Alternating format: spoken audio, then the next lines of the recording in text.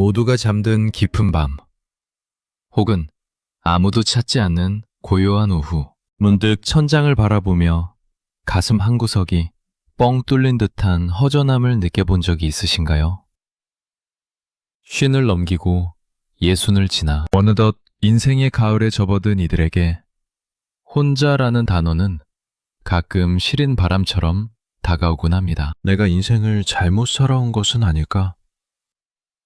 그 많던 사람들은 다 어디로 가실까? 100년을 넘게 살아온 한 노교수 역시 우리와 똑같은 길을 걸어왔습니다. 한때는 제자들과 동료들로 북적였던 그의 연구실도, 밤새 술잔을 기울이던 친구들의 웃음소리도 이제는 아득한 기억 저편의 일이 되었습니다. 하지만 그는 말합니다. 그 허무함은 실패의 증거가 아니라 오히려 인생이 불필요한 가지를 스스로 쳐내는 정화의 과정이었다고 말입니다. 우리는 어려서부터 진심은 통한다고 배웠습니다. 베푼 만큼 돌아오고 오래된 인연은 결코 배신하지 않는다고 믿으며 살았습니다. 하지만 현실의 문법은 교과서와 달랐습니다. 가장 믿었던 이가 이해관계 앞에서 등을 돌리고 나의 성공을 진심으로 기뻐해 줄 줄 알았던 벗이 시기와 질투를 보냅니다. 기대했던 순간에 들려오는 서늘한 침묵. 우리는 그럴 때마다 깊이 상처받고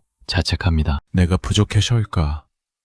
아니면 사람을 잘못 본 것일까? 하지만 100년이라는 시간을 통과해온 노 교수는 우리에게 뜻밖의 위로를 건넵니다. 그것은 특별히 그 사람이 악해서가 아니라 인간이라는 존재의 조건일 뿐이라고 말이죠. 우리가 아픈 진짜 이유는 상대의 본성을 몰랐기 때문이 아니라 그 본성 위에 우리의 과도한 기배를 얹어놓았기 때문입니다. 타인에게 내준 내 마음의 방이 너무 넓었기에 그가 떠난 자리가 그토록 싫었던 것입니다. 오늘 우리는 김영석 교수가 1세기에 걸쳐 깨달은 혼자여서 행복한 이유에 대해 이야기해 보려 합니다. 관계의 양이 아니라 밀도로 승부하는 법.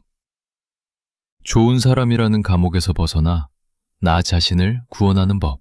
그리고 외로움을 고독이라는 축복으로 바꾸는 지혜를 말입니다. 지금 곁에 사람이 줄어들었다고 해서 쓸쓸해하지 마십시오. 그것은 가짜 기배가 거치고 오랫동안 미뤄두었던 진짜 당신이 들어설 자리가 마련되었다는 축하받을 신호입니다. 자, 이제 100년의 세월이 들려주는 고요한 자유의 이야기에 귀를 기울여 보시죠. 100세를 넘긴 노 교수는 인생의 파도를 수없이 넘기며 한 가지 분명한 사실을 깨달았습니다. 우리가 타인에게 느끼는 분노와 배신감의 실체는 상대방의 악의보다는 내가 상대에게 품었던 무거운 기대였다는 사실입니다. 젊은 시절 그의 곁에는 늘 사람이 끊이지 않았습니다. 제자들은 스승을 따랐고 동료들은 의리를 외쳤으며 친구들은 영원한 우정을 술잔에 담아 맹세했습니다. 하지만 세월이라는 걸음망은 냉정했습니다. 어떤 이는 자신의 이익 앞에서 고개를 돌렸고 어떤 이는 시기심에 눈이 멀어 등을 보였습니다. 그때마다 노 교수는 밤잠을 설쳤습니다. 어떻게 나한테 이럴 수 있는가? 라는 질문이 가시처럼 목에 걸려 내려가지 않았기 때문입니다. 그러나 100년의 세월은 그에게 인간의 조건을 가르쳐 주었습니다. 인간은 본래 자신의 생존과 안위를 최우선으로 두는 복잡하고도 단순한 존재라는 것을 말입니다. 그가 겪었던 배신은 상대가 변한 것이 아니라 단지 상황이 그 사람의 본성을 드러냈을 뿐이었습니다. 우리는 흔히 내가 이만큼 했으니 너도 이만큼 해야지 라는 보이지 않는 계약서를 상대의 마음속에 강제로 집어넣곤 합니다. 그리고 그 계약이 이행되지 않을 때 가슴이 찢어지는 고통을 느낍니다. 하지만 노 교수는 단호하게 말합니다. 그 상처를 치료하는 유일한 방법은 상대를 바꾸는 것이 아니라 내 마음속에 기대치를 낮추는 것이라고요. 기대를 내려놓는다는 것은 사람을 불신하거나 차갑게 외면하는 것이 아닙니다. 오히려 상대를 있는 그대로의 인간으로 인정하는 가장 따뜻한 배려입니다. 그럴 수도 있지. 인간은 본래 자기 이익을 따르는 법이지 라는 이해가 마음의 바탕에 깔리면 타인이 베푸는 작은 호의는 기적 같은 감사가 되고 그가 베풀지 않는 무심함은 당연한 일상이 됩니다. 아무도 믿지 말자가 아니라 아무에게도 과도하게 기대하지 말자는 이 결심은 그의 인생에서 가장 큰 전환점이 되었습니다. 기배를 비워낸 자리에는 타인에 대한 원망 대신 자신에 대한 집중이 들어섰습니다. 관계의 붕괴를 인생의 실패로 여기며 자책하던 시간들이 비로소 나 자신을 단단하게 만드는 성숙의 통과 의례로 치환되기 시작한 것입니다. 혹시 지금 누군가에게 서운한 감정이 차오르고 있습니까? 그렇다면 잠시 자문해 보십시오. 내가 그 사람에게 너무 무거운 짐을 지워두었던 것은 아닐까? 내가 만든 기대의 감옥에 나 스스로를 가두었던 것은 아닐까? 기대를 내려놓는 순간 당신을 짓누르던 관계의 피로감은 비로소 멈추게 될 것입니다. 우리 사회에는 착한 사람 혹은 좋은 사람이라는 이름에 보이지 않는 감옥이 존재합니다. 남의 부탁을 거절하지 못하고 언제나 웃는 얼굴로 모두의 기분을 맞추려 애쓰는 삶. 100세를 살아온 노교수 역시 한때는 그 감옥의 모범수였습니다. 젊은 시절의 그는 누군가 어려움에 처하면 제 일처럼 나섰고 좋은 사람이라는 평판을 얻는 것을 은근한 자부심으로 삼았습니다. 하지만 세월은 그에게 잔인한 진실을 일깨워 주었습니다. 처음 한번 도와주면 상대는 두 손을 맞잡으며 고마워합니다. 두 번째는 그것을 당연하게 여기고 세 번째부터는 호의가 권리로 변해 말이 짧아지기 시작합니다. 그러다 사정이 생겨 단 한 번 거절하면 상대는 그동안의 수만 가지 배려를 잊은 채 차갑게 쏘아붙입니다. 예전엔 안 그러더니 사람 변했네. 그 순간 노 교수는 깨달았습니다. 자신이 쌓아온 것은 타인과의 진정한 존중이 아니라 그저 타인의 기배를 채워주는 소모품의 역할이었다는 사실을요. 인간은 잔임해서가 아니라 익숙해지기 때문에 타인의 호의를 당연하게 여깁니다. 지나치게 친절한 사람은 존경받기보다 소모되고 늘 맞춰주는 사람은 신뢰받기보다 이용당하기 쉽습니다. 그래서 노 교수는 제자들에게 늘 강조합니다. 좋은 사람이 되려고 애쓰지 말고 함부로 할 수 없는 사람이 되라고 말입니다. 여기서 함부로 할 수 없는 사람이란 고집불통을 의미하는 것이 아닙니다. 자신의 경계선이 어디인지를 분명히 알고 무리한 요구에는 단호하게 아니오라고 말할 수 있는 용기를 가진 사람을 뜻합니다. 그는 고슴도치의 우화를 즐겨 인용합니다. 추위를 피하려 너무 가까이 다가가면 서로의 가시에 찔리고 너무 멀어지면 추위에 떨게 되는 고슴도치들처럼 인간관계에도 상처 없이 온기를 나눌 수 있는 최적의 간격이 필요합니다. 설명을 길게 할 필요도 없습니다. 단호함은 무례함이 아니라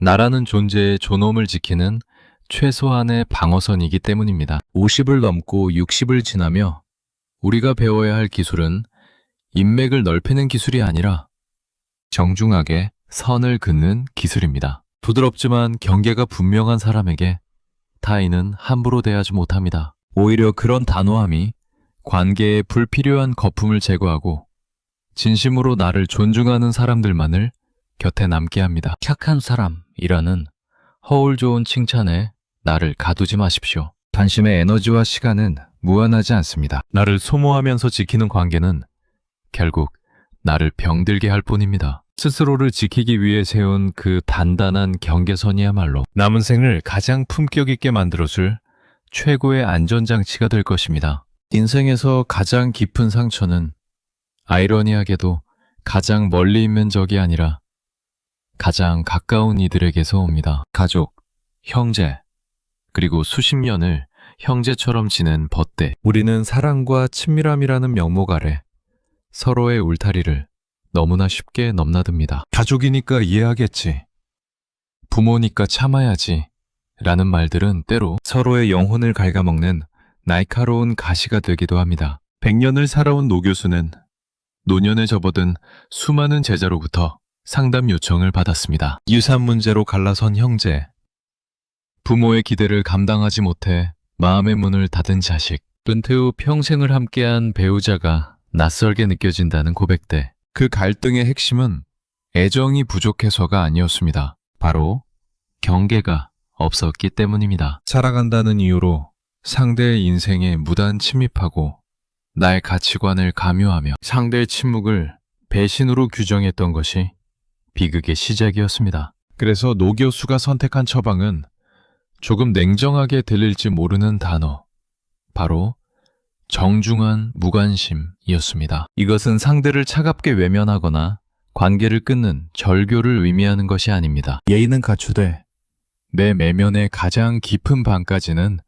함부로 열어주지 않는 태도입니다. 상대의 고민에 귀를 기울이되 그를 통제하려 들지 않고 나의 약점을 굳이 내보여 불필요한 동정이나 오해를 사지 않는 것입니다. 그는 수십 년간 형제처럼 지내다 돈 문제로 등을 돌린 오랜 벗의 이야기를 꺼냅니다. 젊은 날의 그는 그 배신을 곱씹으며 밤새 술로 분노를 달랬습니다. 하지만 긴 세월이 흐른 뒤에야 깨달았습니다. 그 친구가 나빴던 것이 아니라 그가 처한 상황이 그의 본성을 드러내게 했을 뿐이며 자신 또한 그에게 변하지 않을 의리라는 무리한 기대를 걸고 있었다는 사실을 말입니다. 노 교수는 말합니다. 용서는 하되 경계는 풀지 마십시오. 마음에서 미움의 앙금을 걷어내는 것이 용서라면 그 사람을 다시 내 인생의 중심부로 들이지 않는 것이 경계입니다. 상대를 통제할 수 없음을 인정하고 나 또한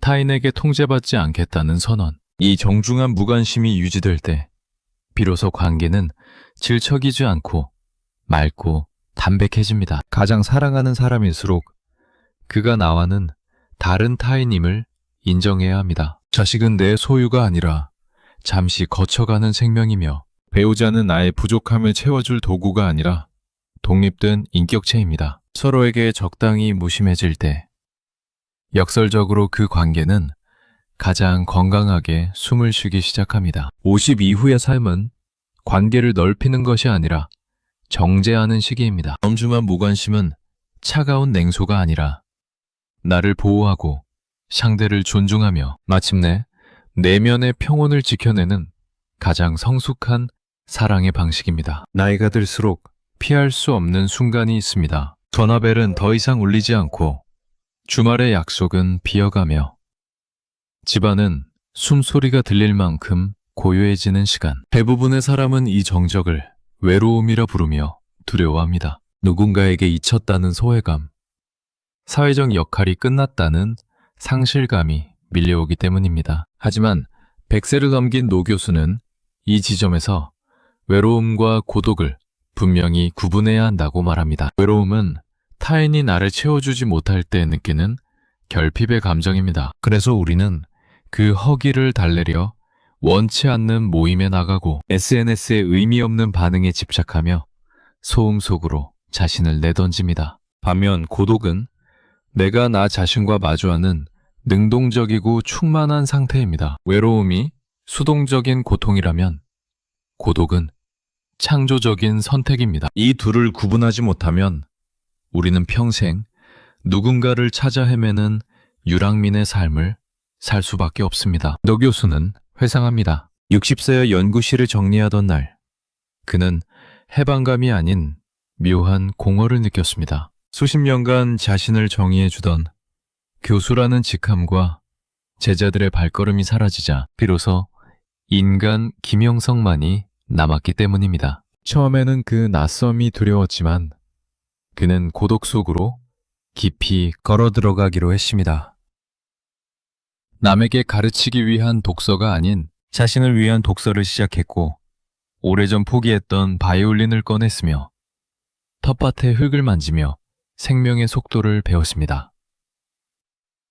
우리는 평생 타인의 시선이라는 무대 위에서 연기하며 살아갑니다. 자식 앞에서는 강한 부모로, 직장에서는 유능한 상대로, 친구들 앞에서는 성공한 지인으로 말입니다. 하지만 혼자 남은 고독의 시간 속에서 우리는 비로소 그 무거운 가면을 벗어던질 수 있습니다. 누구에게 증명할 필요도 과시할 필요도 없는 시간. 그때 비로소 들리는 것은 타인의 평가가 아니라 나의 깊은 심장 소리입니다. 내면이 빈 사람은 혼자 있으면 금세 지루해지고 불안해집니다. 그래서 자꾸 밖으로 나가 타인에게 기배를 구걸합니다. 그러나 내면이 채워진 사람은 홀로 있어도 풍요롭습니다. 고독을 즐길 줄 아는 사람은 타인에게 의존하지 않기에 역설적으로 누구보다 단단하게 바로 설 수 있습니다. 그런 사람의 곁에는 억지로 붙잡지 않아도 건강하고 맑은 인연들이 자연스레 머물게 됩니다. 혹시 오늘 밤 혼자 있는 이 시간이 벌처럼 느껴지십니까? 그렇다면 생각을 바꿔보십시오. 이 시간은 하늘이 당신에게 준 선물입니다. 평생 타인을 위해서 온 당신의 마음을 이제야 온전히 당신 자신에게 줄 수 있는 기회이기 때문입니다. 고독을 견디는 사람이 아니라 고독을 누리는 사람이 되십시오. 그 고요함 속에서 당신은 비로소 당신 인생의 진짜 주인으로 거듭나게 될 것입니다. 이제 우리는 인생의 마지막 질문 앞에 서게 됩니다. 어떻게 하면 행복해질 수 있는가? 100년을 살아온 노 교수가 가장 많이 들었던 이 질문에 대해 그는 아주 단순하지만 깊은 답을 내놓습니다. 행복은 무엇을 더 많이 채우는 상태가 아니라 더 이상 크게 잃을 것이 없는 평온한 상태라고 말입니다. 인생의 전반전이 남보다 앞서기 위해 속도를 내는 경기였다면 후반전은 내가 가야 할 방향을 찾는 명상의 시간입니다. 50을 넘고 60을 지나며 우리는 비교의 독에서 벗어나야 합니다. 동창의 성공 소식에 마음이 쓰리고 남의 자식과 내 자식을 저울질하는 그 습관이 우리의 평온을 갉아먹습니다. 행복을 쾌락의 크기로 재면 우리는 늘 부족하지만 고통의 부재로 재면 우리는 이미 충분히 많은 것을 가졌습니다. 오늘 큰 사고가 없었고 사랑하는 이가 무사하며 내 마음을 짓누르는 원한이 없다면 그것이 바로 극락이자 천국입니다. 노 교수는 이 시기를 살아가는 이들에게 자신만의 정원을 가꾸라고 조언합니다. 그 정원은 진짜 흙을 만지는 밭일 수도 있고 평생 미뤄두었던 악기 연주일 수도 있으며 조용히 책을 읽고 사색하는 시간일 수도 있습니다. 중요한 것은 그 정원이 남에게 보여주기 위한 전시용이 아니라 오직 나의 영혼이 숨 쉴 수 있는 안식처여야 한다는 점입니다. 자식에게 모든 것을 걸지 마십시오. 자식은 잠시 우리를 거쳐가는 생명일 뿐 우리의 소유가 아닙니다. 그들의 성공이 나의 구원이 아니고 그들의 선택이 나의 실패도 아닙니다. 노년은 상실의 계절이 아닙니다. 오히려 불필요한 욕망과 인정에 대한 갈증이 정화되는 해방의 계절입니다. 젊은 날의 경쟁심이 사그라든 자리에는 비로소 깊은 고요가 들어옵니다. 잎을 다 떨군 겨울나무가 땅속 깊이 뿌리를 내리듯 우리 또한 혼자 있는 시간을 통해 내면의 뿌리를 깊게 내려야 합니다. 혼자일 때 우리는 가장 온전합니다. 관계의 소음이 사라진 자리에서 비로소 나의 진짜 목소리가 들리기 시작하기 때문입니다. 한 세기에 가까운 세월을 오직 인간의 삶과 행복에 대해 고뇌해온 노 교수는 오늘을 살아가는 우리에게 조용하지만 울림 있는 마지막 인사를 건넵니다. 당신은 지금까지 충분히 애써왔고 이미 충분히 잘 살아냈습니다. 그러니 이제는 남의 눈에 비친 내가 아닌 오직 나 자신으로 서는 것을 두려워하지 마십시오. 흔들리는 세상 속에서 타인이라는 지팡이에 기대지 않아도 당신은 이미 단단한 뿌리를 가진 존재입니다. 관계가 줄어드는 것을 슬퍼하기보다 그 빈자리에 찾아온 고요한 자유를 마음껏 누리십시오. 타인의 박수가 잦아든 곳에서 시작되는 내면의 풍요, 그것이야말로 인생이 우리에게 주는 마지막이자 가장 큰 선물입니다. 홀로 서 있는 그 고독한 자유 속에서 당신은 비로소 그 누구보다 품격 있고 행복한 한 인간으로 완성될 것입니다. 당신의 남은 생이 타인의 소음이 아닌 당신 내면의 가장 아름다운 선율로 가득 차기를 진심으로 기원합니다. 고맙습니다.